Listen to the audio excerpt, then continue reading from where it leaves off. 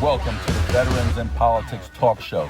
Join us every Wednesday night at 6 p.m. Pacific Time, live stream on Facebook.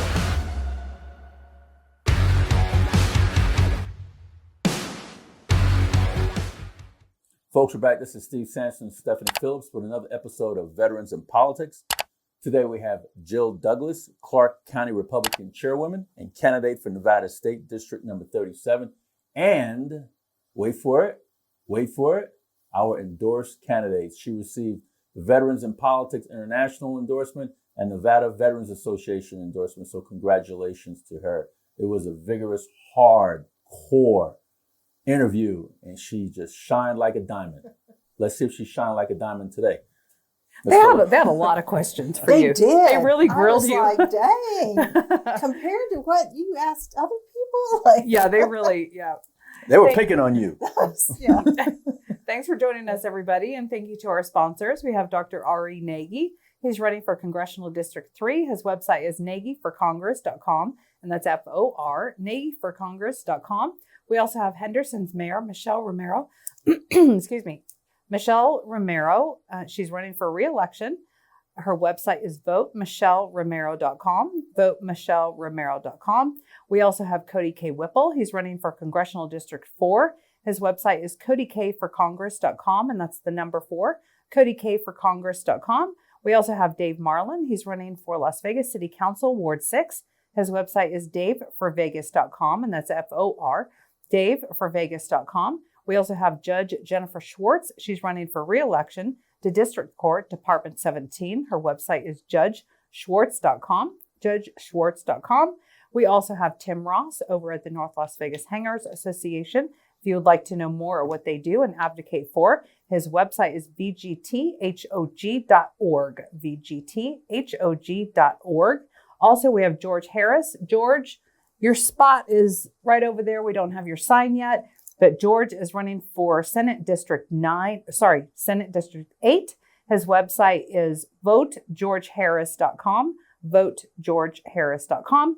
And we are wearing Jessica Green shirts. She is our endorsed candidate. She's Go Jessica. She's running for Municipal Court Department 2.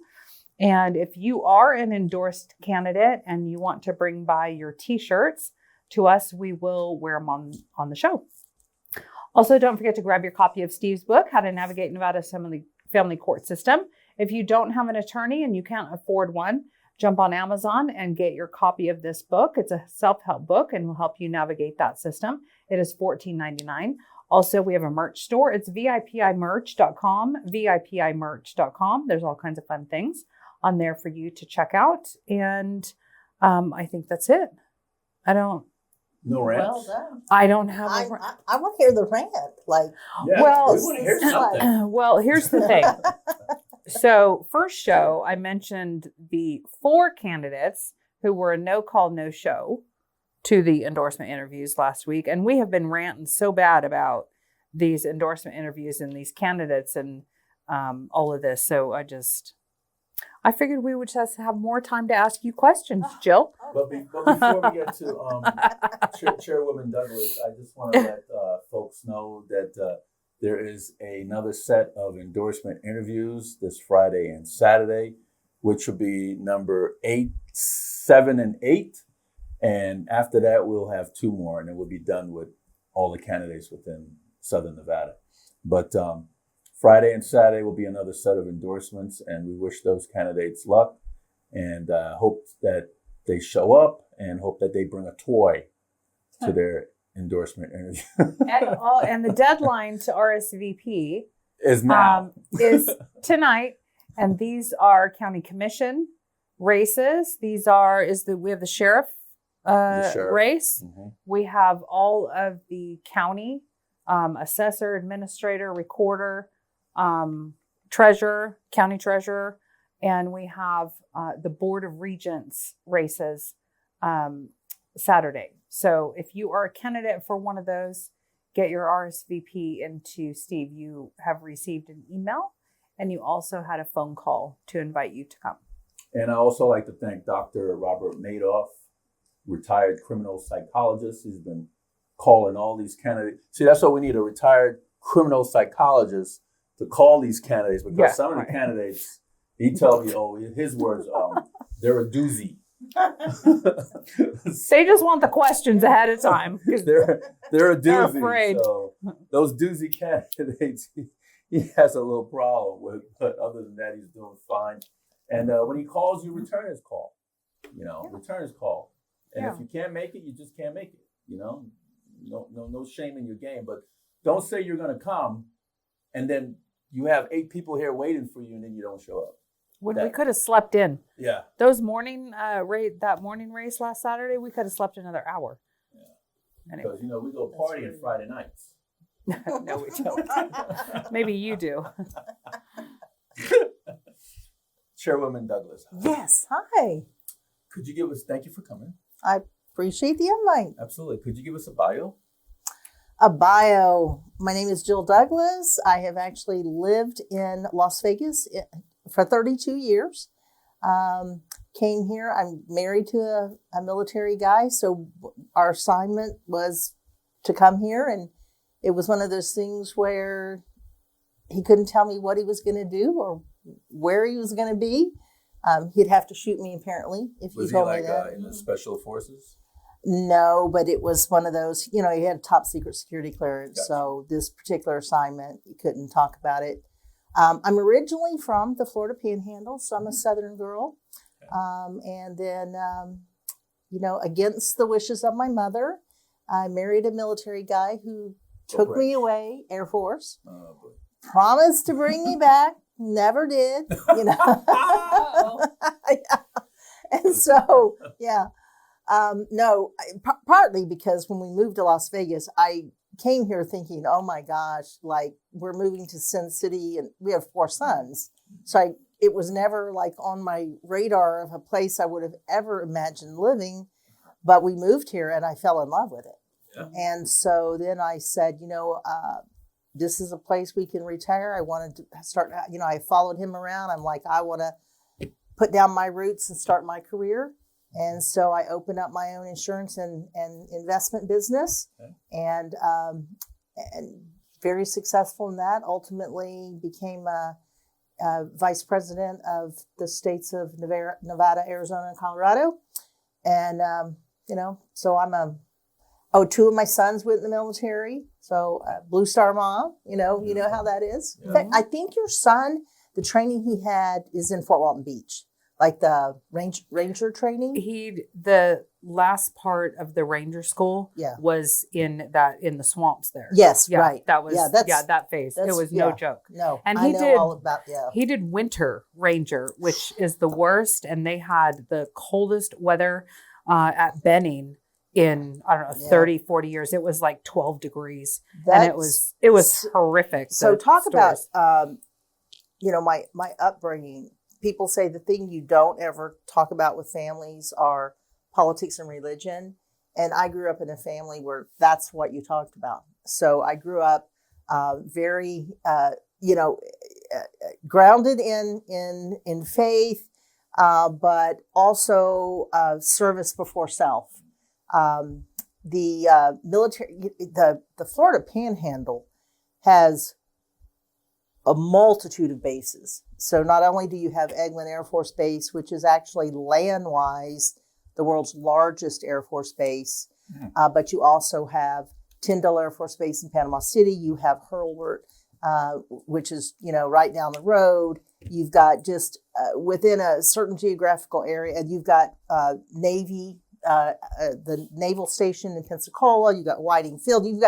There are so many bases in that area. So I grew up very grounded in being proud to be an American.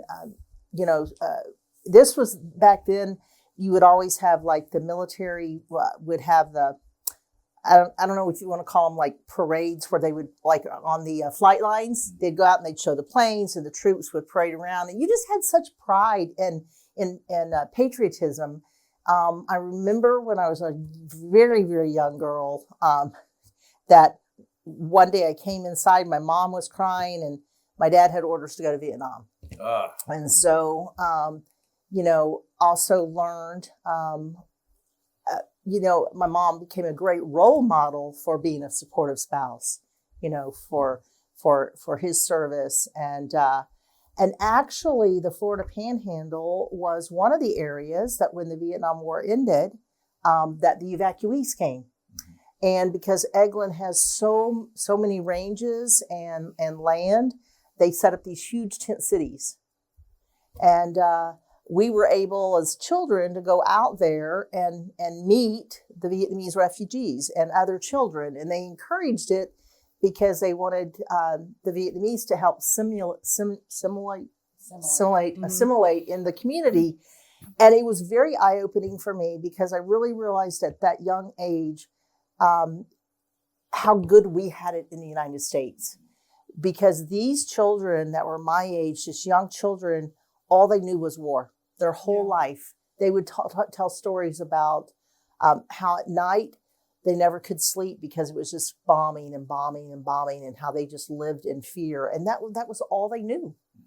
And so they were so happy for the role that our country played in getting them evacuated and being able to come to this country, and were so thankful to become part of our community and schools and things like that. So that was a big part, of my upbringing. And so businesswoman, very connected and supportive of anything that has to do with veterans. And along the way became more and more involved with the political arena. I've always, like I said, from a young age, been involved with politics. But I think as you get older, everything matters more. Like you become more concerned about everything that's going to affect your kids. And then your pocketbook and the taxes that you pay. Yeah. And, and the opportunities and the hurdles and what this great country looks like in the future and protecting it. Because I think as we are really realizing, America is still a great experiment. And while we're the greatest nation in the world, we can never take it for granted. And I think there's too many young people who don't understand our greatness, and that's scary, because that's, they always say we won't lose our country from being attacked outside; it'll be from inside. And I think one of the great traits about Americans is we are a very compassionate people, and we have a big hearts and we want to help everybody, but at the same time that makes us very vulnerable. So the kids nowadays, it seems like they're just not grateful because they're not taught, I don't think anymore, what, like back in our day when we were taught about American history and all of this stuff. Now dinner at the table. Yeah, the whole thing is just different. Funny. I was thinking about that the other day. I know for some reason I was thinking about that the other day, because there's certain things that we grew up doing, whether it was eating in the school cafeterias, where you learn manners. Like that's one of the things your teachers taught you, like don't eat with your elbows on the table, pull your chair out, push your chair in, open the door for somebody else. Very common, very common sense things, but you learned manners, you learned character along with the academics, and then also when you started learning civics. And you learned about our Constitution and how important that document is. And you learned about the freedoms we have versus the other forms of government, and how our country was founded, where our forefathers escaped tyranny, and how the Constitution was so important because they were able to look to the future and think about what was going to happen to the government. They knew inherently that even in this country that had just become free, that ultimately the federal government would grow too big, too greedy, and the rights they gave to the states were so critically important, And what we have seen over the years is this constant growth of the federal government, overreach of the federal government, and taking rights away from the states that belong to the state. So it's a brilliant document. I try to study it. There is so much to learn. I went through a citizenship class, and it was just like, wow, and I also would love that our students in high school not only have civics again, but I think they should all have to go through the citizenship class that new citizens take and take that exam. Mm-hmm. It's a good idea. When you meet individuals who have been in countries, and this is one of the things I love, like about Chris Mears and some of the other individuals who have actually lived in these socialist or communistic countries, and they come here and they so love America, and yet they are so fearful of what happens when you see individuals like Mandami get elected in New York, and you're like, how in America does this happen? That a socialist or a communist can be elected, into office.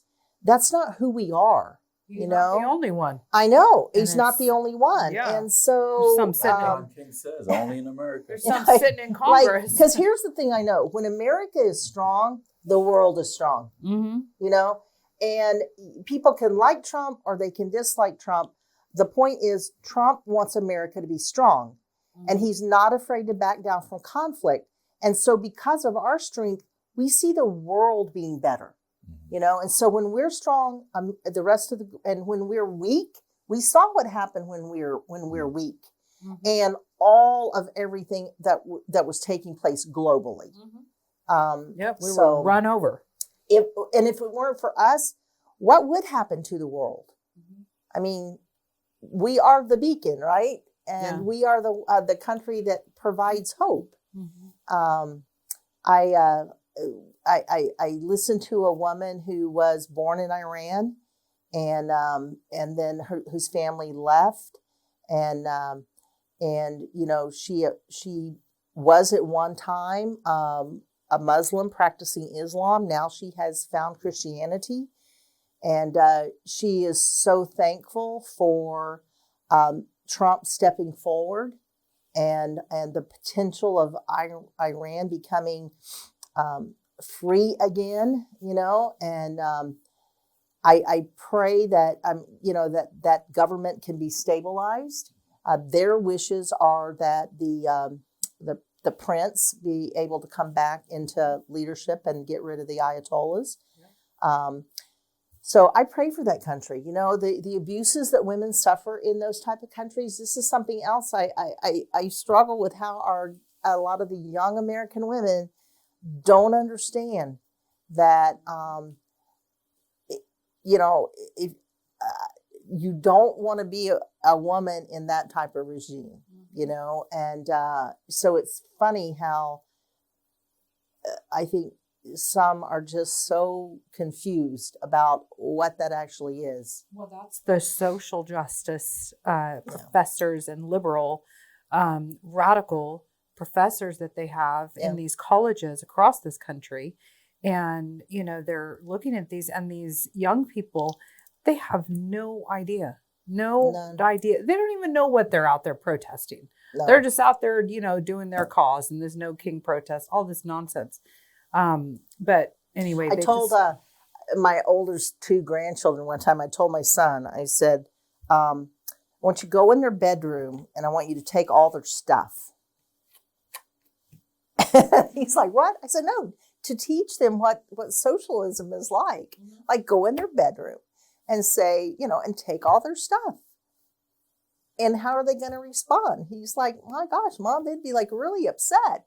I'm like, yeah, right. And then distribute it. Because it's their stuff, other right? people. Yeah. And so the thought that someone that works, or, the other analogy I've heard is, if you think about a school classroom, the student that studies super, super hard to get the A's, because that's really important to them. So they're always studying and working, trying to be the best, do the best academically, versus the student who skips school, doesn't study, doesn't turn in his homework, doesn't really care, and he's getting failing grades. So socialism would say, you can't have an A because we don't want you to make an F. So we're just going to give everybody a C.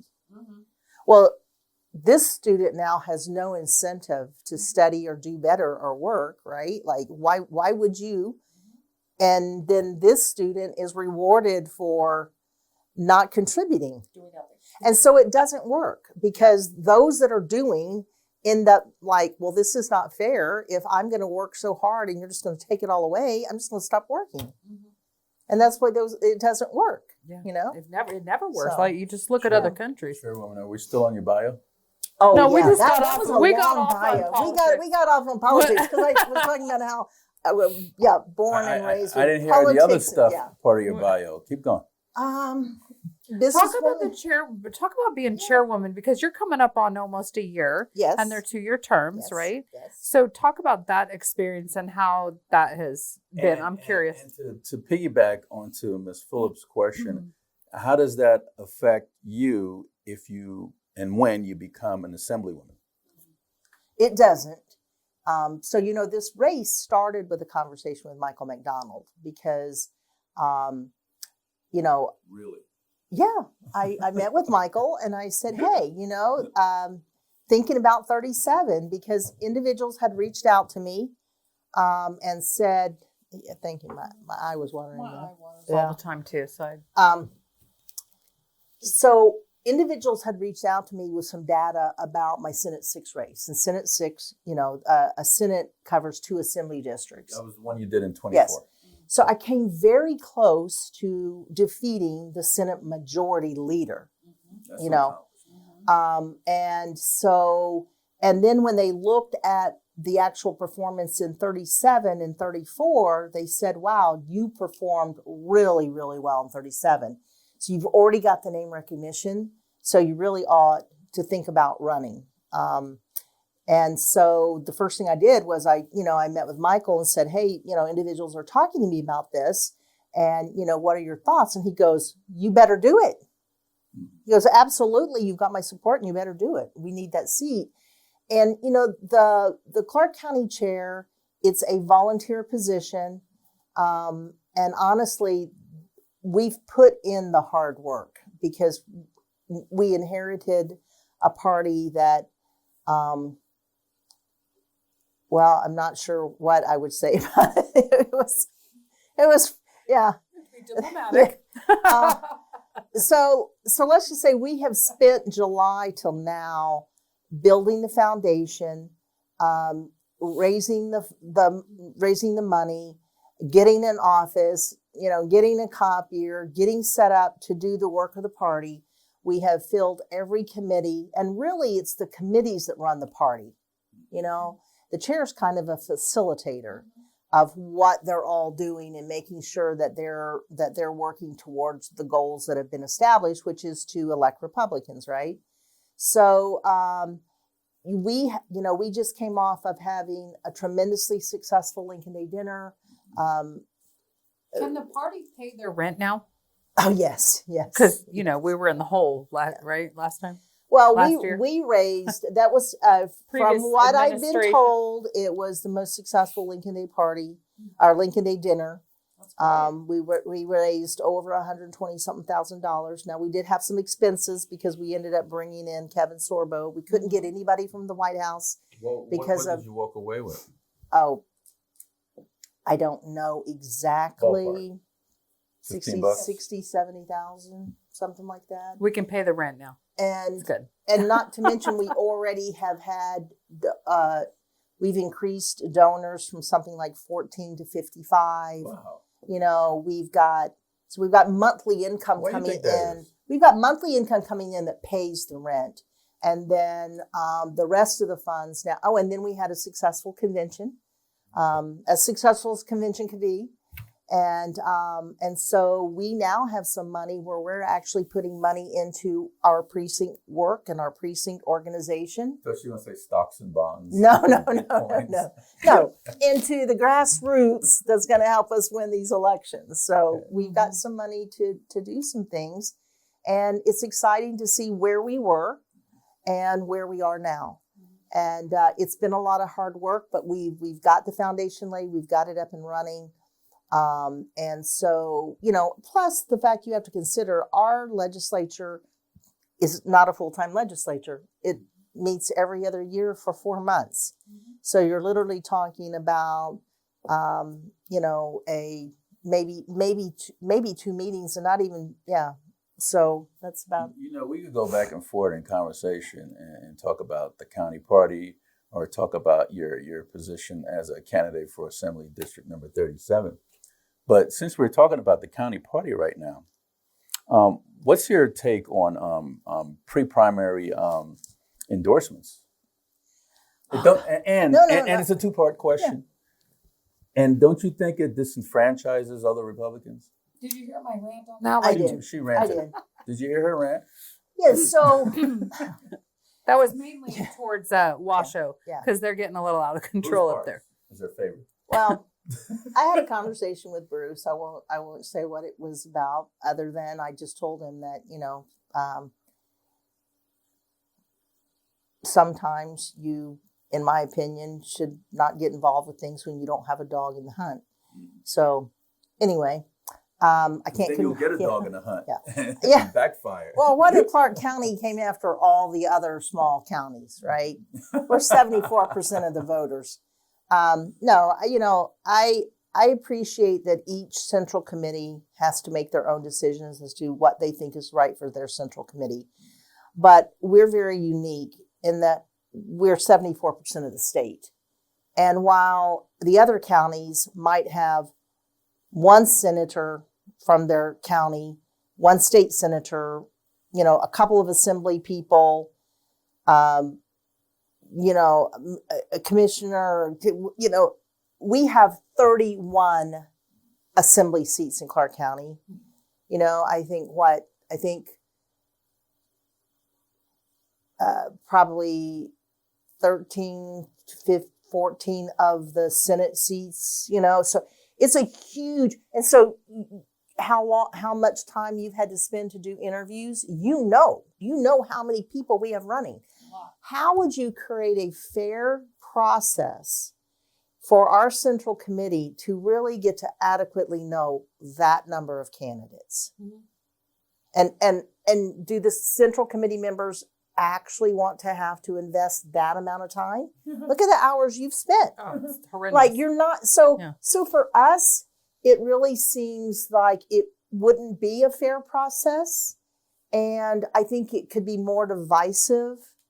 I know there are people who say, hey, the strength of the party is who you endorse, and you can maybe perhaps stop some of these contested races if people know that you're going to endorse. But for me, if there's a reason like the Federated Women Clubs don't endorse, because they want their members to get to know all the candidates and make their own decisions, right? And so if I choose to endorse this candidate, I now have disenfranchised 8 other candidates, right, in some of these races. Now, some of them probably shouldn't be running. In all honesty, there are some races. By some of our interviews. You've seen the interview.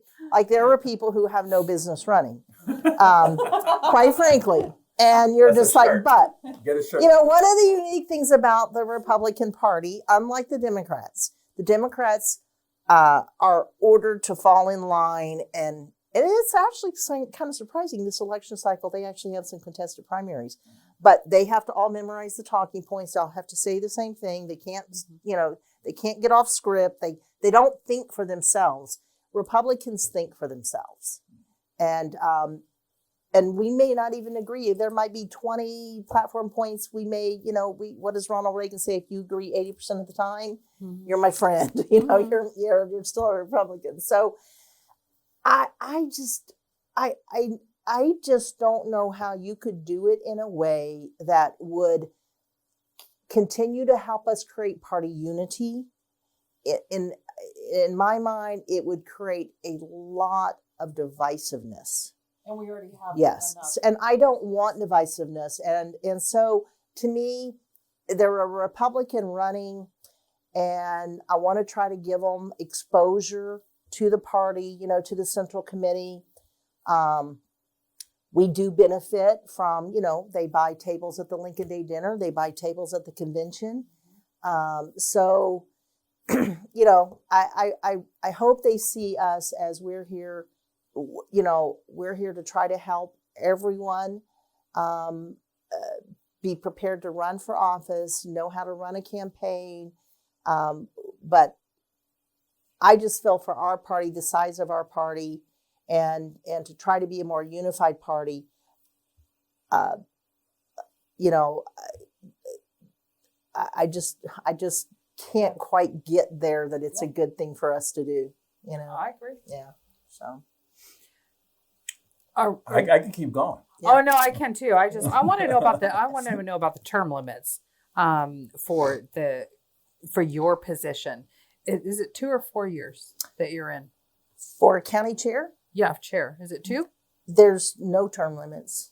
No, I know there's no term limit. What is the term? Is it 2 years? Oh, it's or 4 2 years. Okay, so 2 years. So should term limits be implemented, like 2 terms and then it has to turn over? The What do one you thing, think? the one thing, there's 2 ways of looking at it. One is that there's a big learning curve. There's a lot to learn. And so, if I decided to run for another term, I think I would even be that much better. I've now been through the Lincoln Day dinner process. I've now been through a convention and what that's like. We are working on bylaw revisions.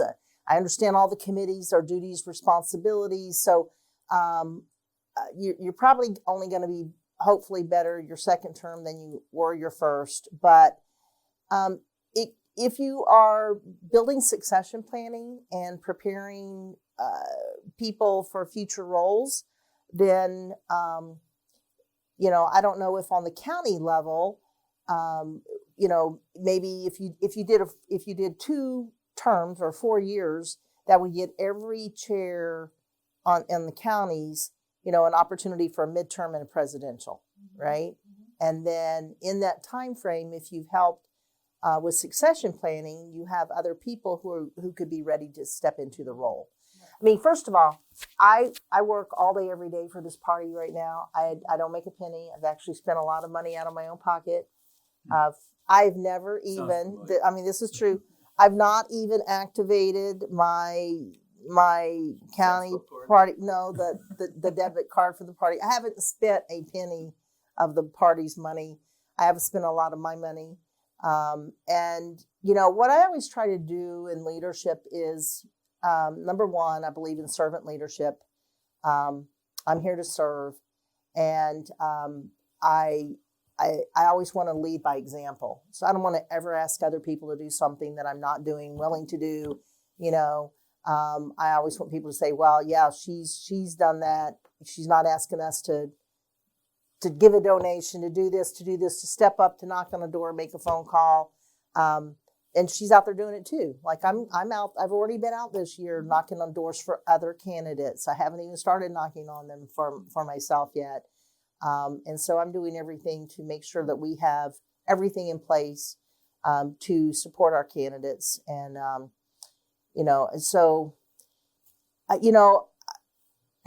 if it's done right, you're putting immense long hours. It's almost like having a job. You don't get paid for it. So all the criticism. So it's in some ways, it's like the women's clubs. Mm-hmm. So Battleborn Republican Women, I did 2 terms, 4 years. Mm-hmm. It's in the bylaws that we, at the end of 4 years, we term out because it's time to let someone else have that opportunity. And the goal is always to leave it better than you found it, right? Mm-hmm. Now, right now, today, it's much better than I found it. And I think it's only going to continue to get better. So let's go to the assembly. Okay. What are your top 3 legislative priorities beyond party messaging? So let me first preface that by why I'm running, which is I'm running because I really do think that. And could you give us your boundary lines? Yes. So I'll start with boundary lines. So Assembly 37 starts at Lake Mead and Rainbow, crosses the highway, and it's that swath of everything north of Lake Mead. There's a couple of areas where it drops down. So it's parts of Summerlin. It's all of Desert Shores. It's all of Sun City, Summerlin. It jumps over the 215, picks up Reverence. It goes along the 215 up to the Cliff Shadows area, comes back down Lone Mountain, and stair steps down to Cheyenne. Oh my goodness. Yeah. Okay. So it's that whole swath. Right. So that's the district. If looking at it from a kind of demographic point of view, when you look at the district compared to state averages, it's a higher senior population. We have Sun City, Summerlin. It's a little bit more affluent, a little bit higher educational level, more home ownership. And so when you talk about, the things I'm running on, first of all, I do believe that the incumbent hasn't really connected with the voice of the voters or the constituents. So I believe the voters deserve more. I believe they deserve a representative that tries to understand what their pain points are. And when they go to Carson City, they don't necessarily always vote in a partisan manner. I think Nevadans want balanced government. And right now, we are so lopsided in numbers that what we have is one-party government. One-party government allows one party to run over the other party without any compromise. They literally don't care. And lack of compromise means lack of conversation, means lack of focus on what's best for Nevadans. So my focuses are on how can I help the seniors? How can I help the veterans? How can I help families and children? And the key points are we have to have safer communities. And so we have to work closely with law enforcement and community policing so that our communities know their officers and work to decrease crime. So I think it's a complementary thing to work with law enforcement, but at the same time, one of the reasons crime has increased in all of our neighborhoods is because the Democrats ushered in soft on crime policies. And look, when you let people get away with breaking the law with little punishment, then they're going to break the law more, And so, and also many times I don't think our laws really address necessarily the right types of issues. We criminalize a lot of things where we should probably be putting resources into rehabilitation and mental health, and instead of jail, right? Our seniors specifically, I am very concerned. They all live on very fixed incomes. They're not making any more money. And so if the cost of living goes up 5%, what do they do? And I don't want seniors having to skip meals, and choosing to pay this utility bill because our utility bills have skyrocketed. I'll tell you, when I moved here 32 years ago, Nevada was so proud of being a state where they're like, oh, we have the lowest utilities in the country. That is not the case anymore. They're extremely high. And our water department, I feel like it's become the Gestapo, and I saw today where we're number one in the nation for I don't want to say global warming, but for like heat, like how much the temperatures are rising. And yeah, I'm thinking, right, because you're pulling up all the grass and you're cutting down all the trees. What do you think is going to happen? Yes, the heat is going to rise. So our temperatures are going up more than anywhere in our nation. And I think that's a reflection on the fact that we are pulling up grass and we are pulling up trees and we need those things to actually lower the temperatures. Rocks absorb heat, so it just stands to reason. I'm especially concerned with increased property taxes. The Democrats are constantly looking on increased taxation. And one of the places they look is property taxes. And I think that, property taxes should either no property tax on seniors or it's capped at a very low percentage. If someone's house is paid off, there shouldn't even be property tax because the government has no right to tax property that you own, you know? So I'm That's what I need to happen. yeah, I'm a very, I believe that government, you know, the problem with growing government is when you grow government, it becomes, it's inefficient, it's ineffective, it's very costly. And especially when they do things in the legislature like they did last year, they don't want auditing. You know, why are they afraid of auditing? Why are they afraid of a Department of Inspector General to audit our books? You know, we need a Nevada Doge that gets in there and finds out where the waste is, because if we can get rid of the waste, now we have the dollars to do things like not raise property taxes. Just ask Drew Johnson. Yeah. Well, they weren't in official capacity. So, but here's the thing. I know they always talk about, well, we can't touch property taxes because we do need the revenue because, you know, we have to pay for services. And I get that. But again, you know, if you just look at our elections as one area for waste. We used to have election day voting. So the election department goes out and sets up voting centers. They're open one day. You're staffing them for one day. Everybody shows up. Everybody votes in one day. Now you have 2 weeks of early voting. Every one of those voting sites, there's a cost to setting that site up. There's a cost to manning it because every one of those individuals who work for the election department are making at least $18 an hour for being there. Wow. You know, and I know that because I have been an election worker, you know, and everybody that you see inside the polling location, there's typically 20 to 25 people in a polling location, you know, and they're all being paid to be there. And so most of the time they're just sitting around. So you look at how many sites there are in early voting, how many people are at each site, what the cost is to get out there and set it up. They have to have people that at the end of every day, they have to lock up and secure up all the equipment. Stuff has to go back to the election department. It has to be brought back out. If it's not a secure location, like a lot of them are temporary locations, like the grocery stores and stuff. So it's a big cost. Now, not only is that a big cost, but the cost of universal ballots. So now if you have, we have like $7 a 1.5 ballot, million voters, registered voters in the state. During an election year, you're doing 6 mailings because you have to do the sample ballot and the ballot. And so you've got all the printing cost and all of the mail cost.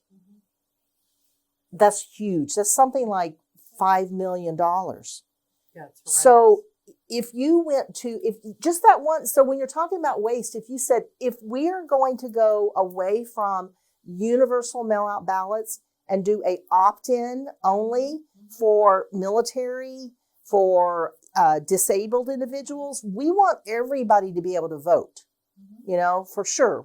You don't want to disenfranchise everybody. We want to make voting easier, but it shouldn't be that our taxpayers need to pay for the universal mail out of all of this. And then we already know that our voter rolls have individuals who have moved. And so now, and you know, if you've knocked on a door, you've knocked on doors. I've knocked on doors, and you go to that door and you've got 4 different households and you don't know who to ask for. You're like, are you John Smith? And you're, no. Okay. Are you Fred? You know, no. Are you? And you've got like 4 different households listed because there's still 4 different households showing as registered to vote at this residence. Or I went up one time to a house and the woman's husband had died 8 years ago. And she said, I have talked to the election department 3 times. They still had him on the voter rolls. So now you're also mailing ballots out to people. Some have passed away. Some have moved away. And you're still mailing ballots. And then what happens to those ballots? And this is the question where you're not allowed to have the conversation to say, so if this ballot goes to an apartment complex, and I know this because I know people who manage apartment complexes, And the mailman goes in the mailroom and he's putting out all these ballots. People open their mailbox. A lot of them, it's not there. They just throw it down. And these mailrooms get full of ballots for people that no longer live in these apartments. So it's not a good use of our dollars. And it should definitely be, hey, if you need it, by all means, opt in to get it. But to universally mail them out, yeah. You used to have to request one, yeah. And what has the Secretary of State even done about all of these people? I mean, I know there's been so many reports of, these passed away voters, everything you're just talking about. Are these voter rolls being cleaned up? They finally did a cleanup, and I think it took 100-something thousand off the rolls. But how many more are on there that still need to be cleaned up? He is not working at all with, with entities who are trying to challenge the cleanup.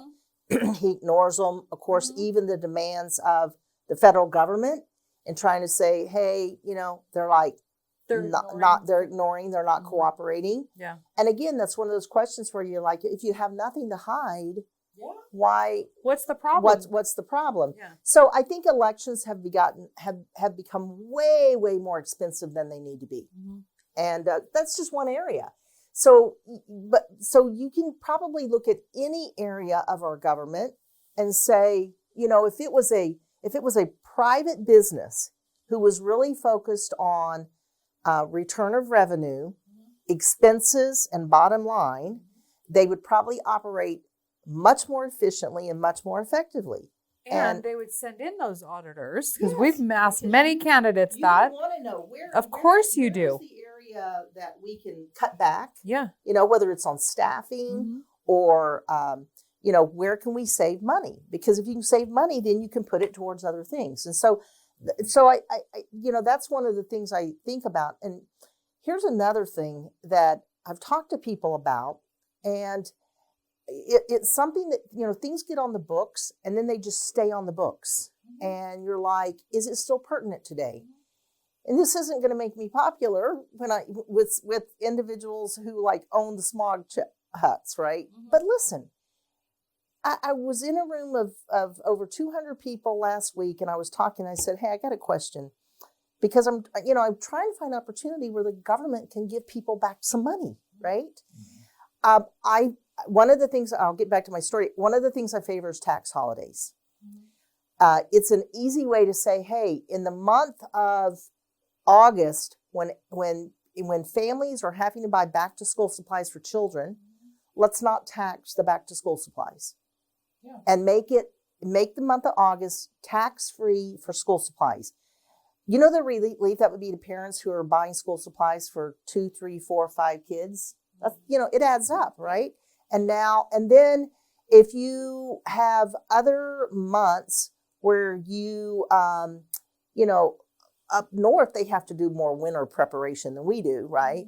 Or maybe you do something where you are encouraging people, hey, home improvement things in spring are going to be tax-free. Paint for your house, tax-free. Right. You're encouraging people now to keep their property up, right? So there has to be areas of opportunity where we can say, let's look at some tax-free holidays. Give people back some money in their pocketbook. So then I came to the smog checks. And it's first of all, we have sticker shock when we get our car registration every year. It's like, oh my God.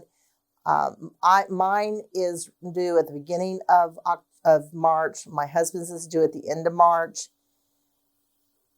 And you're like, oh my God, right before tax season, I got two cars to register, and both of those together are well over $1,000, And then I've got the hassle of I've got to go get smogs. Yeah.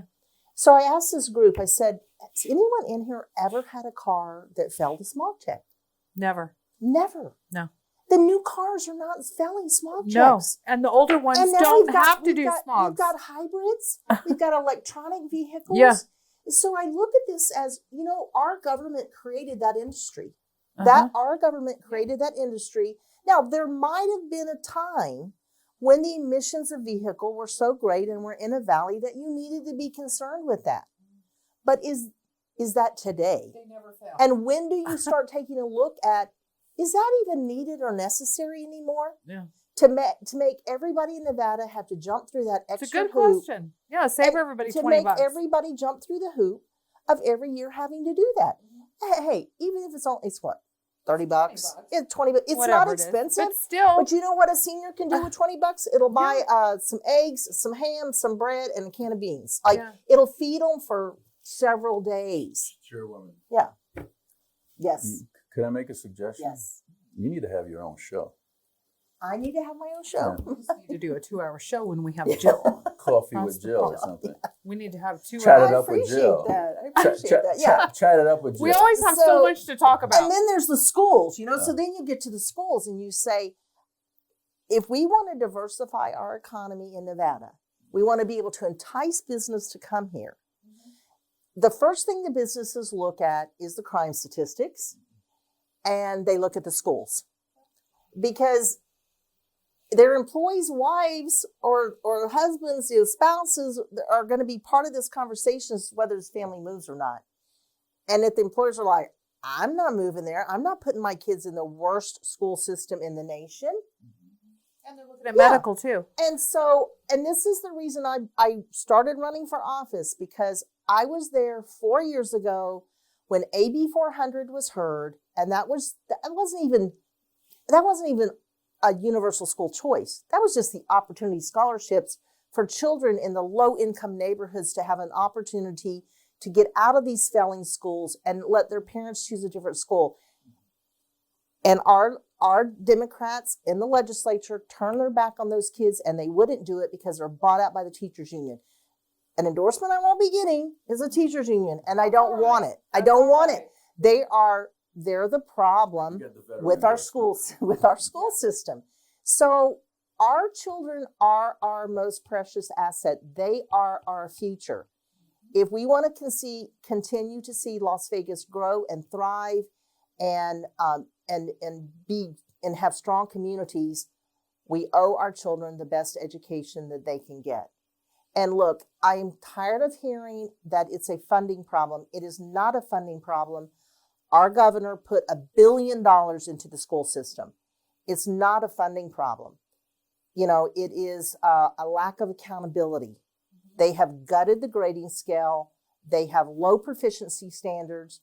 And we have to stand up and say, we want our children, all our children, it's not good enough if 1 in 3 can read or write or do math.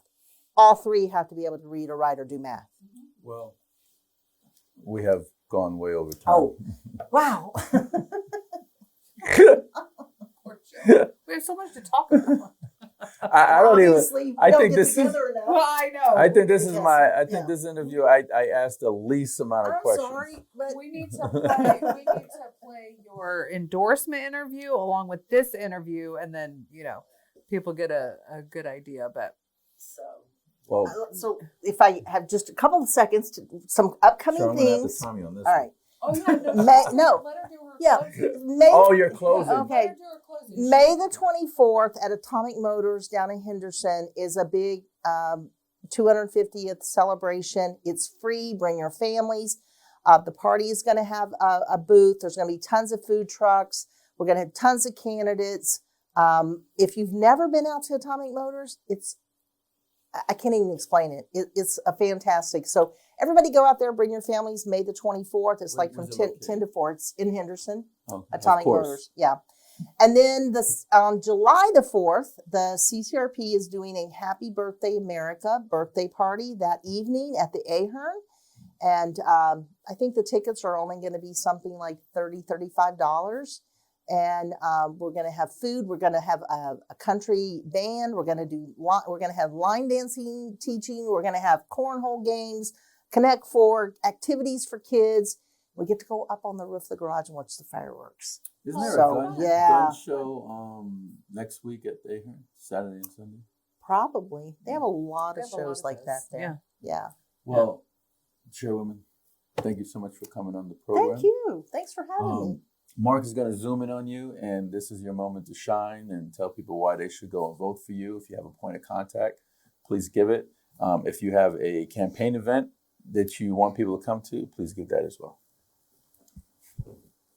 My name is Jill Douglas, and I'm running to be the next Assemblywoman in Assembly District 37. I'm running, as I said, because I think our citizens in 37 deserve more. Our seniors deserve more, our veterans deserve more, our families deserve more, and our children deserve more.